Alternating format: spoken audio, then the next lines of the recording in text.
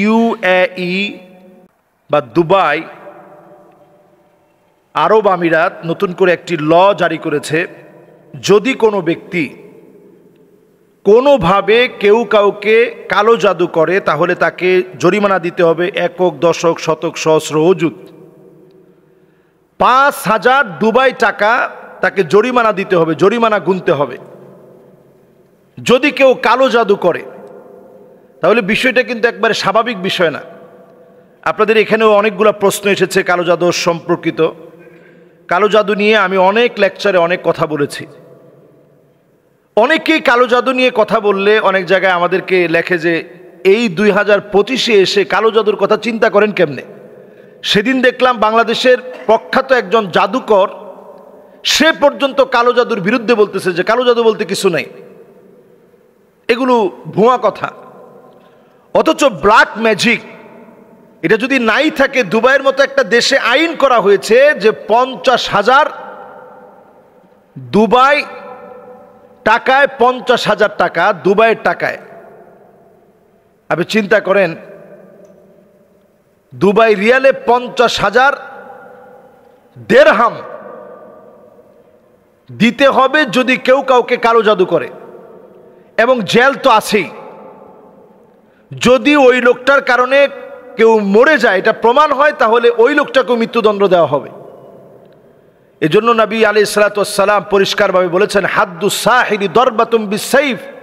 বাংলাদেশের রন্ধ্রে রন্ধ্রে এখন এই কালো জাদুটা ছড়িয়ে পড়ছে। এজন্য এখনই সময় সজাগ হওয়ার।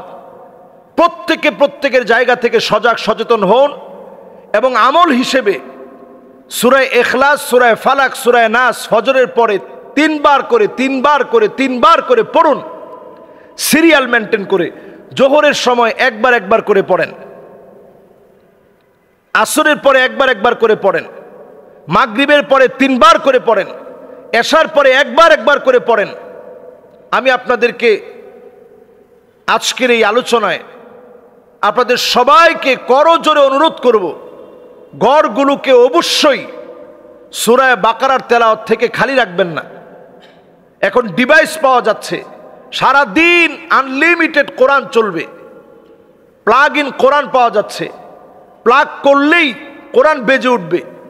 যদি সেটা নাও কিনেন, আপনি আপনার মোবাইলের মধ্যে এখন বক্স পাওয়া যাচ্ছে, গান বাজনা বাদ দিয়ে বরং ঘরের ভিতরে একটু কোরআন ছেড়ে রাখেন, একটু কোরআনুল কারীমের তেলাওয়াত ছেড়ে রাখেন, সূরা কাহফের প্রথম 10টা আয়াত পড়েন, জুমাবারে সূরা কাহফটা তেলাওয়াত করার চেষ্টা করেন। এই আমলগুলো এখন করার চেষ্টা করেন, সময় এখন। কালো জাদু ইনশাআল্লাহ আপনার কোনো ক্ষতি করতে পারবে না।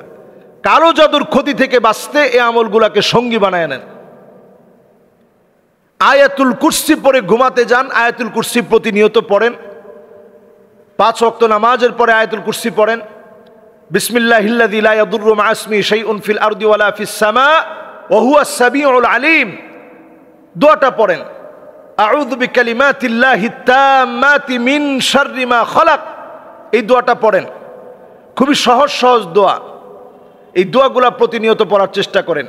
নবী সাল্লাল্লাহু আলাইহি সাল্লাম লাবিদ বিন আসাম নামে এক ইহুদি জাদুকরের জাদুর প্রভাবে নবীজি 6 মাস অসুস্থ ছিলেন। আম্মা জানদের কাছে নবীজি যেতে পারতেন না, এত দুর্বল হয়ে গেছিলেন। নবীজির মনটা একেবারে ছোট হয়ে গেছিল, যাহারে আমি হঠাৎ করে এরকম দুর্বল হয়ে পড়লাম। কিন্তু কোরআনকে আল্লাহ তাআলা নিজে সংরক্ষণ করেছেন। এজন্য কোরআন নাজিল হলে সেটা মনে রাখা নবীর জন্য আল্লাহ সহজ করে দিয়েছিলেন। এরপর সেই জাদুকরের জাদু নষ্ট করার জন্য সূরা ফালাক, সূরা নাস পড়ে এক একটা আয়াত পড়ে ফু দিয়েছে। নবীজির চুল নিয়ে সে জাদু করে ব্ল্যাক ম্যাজিক করেছিল, কালো জাদু করেছিল, সিহরে আসওয়াদ করেছিল। সেইটা যখন একটা আয়াত তেলাওয়াত করে যখন ফু দেওয়া হয়, একটা আয়াত তেলাওয়াত করে ফু দেওয়ার কারণে সেই কালো জাদু নষ্ট হয়ে যায়।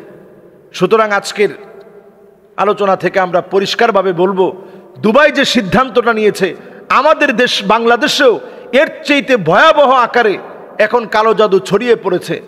এই সিহরে আসওয়াদ, ব্ল্যাক ম্যাজিক, কালো জাদু রন্ধ্রে রন্ধ্রে ছড়িয়ে পড়েছে। আপন ভাইকে কালো জাদু করছে।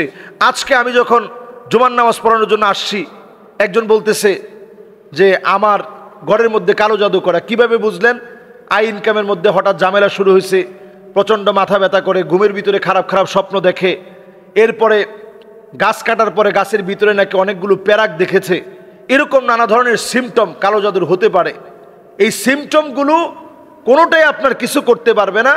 আল্লাহর শক্তিতে যদি আপনি শক্তিমান হন, আল্লাহর শক্তিতে যদি বলিয়ান হন, আল্লাহ রাব্বুল আলামিন আমাদেরকে কালো জাদুর সকল রকমের ফিতনা থেকে হেফাজত করুক। আইনানুগভাবে বাংলাদেশে দুবাইয়ের মতো কঠিন আইন করা দরকার। কালো জাদু যারা করবে ওদের 10 বছরের জেল হবে, 5 লক্ষ টাকা জরিমানা হবে, আর তার কারণে যদি কেউ মারা যায় তাকে মৃত্যুদণ্ড দিতে হবে। শরীয়তের বিধান হচ্ছে হাদ্দুস সাহিরি দরবাতুম বিসাইফ, কেউ যদি কালো জাদু করে তার শাস্তি মৃত্যুদণ্ড। এটা আল্লাহর নবীর হাদিসের শাস্তি। কেউ কালো জাদু করলে শাস্তি মৃত্যুদণ্ড। তাহলে যে কালো জাদু আনতে যাবে তার শাস্তিও মৃত্যুদণ্ড, সহযোগী যারা হবে তাদের শাস্তিও মৃত্যুদণ্ড। ইসলামে কিতালের নিয়মের ভিতরে কেউ যদি কাউকে মারে সহযোগী হয়, সবার জন্য এক আইন প্রযোজ্য হবে, একই আইন একই বিধান প্রযোজ্য হবে।